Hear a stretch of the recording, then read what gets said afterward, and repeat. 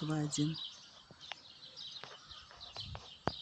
Там, в тени деревьев, спортивная площадка. Пожалуйста, занимайтесь, приходите. Очень удивительно, но до сих пор цветет сирень. А дальше шиповник уже расцвел. И вот такой колобок с лисичкой.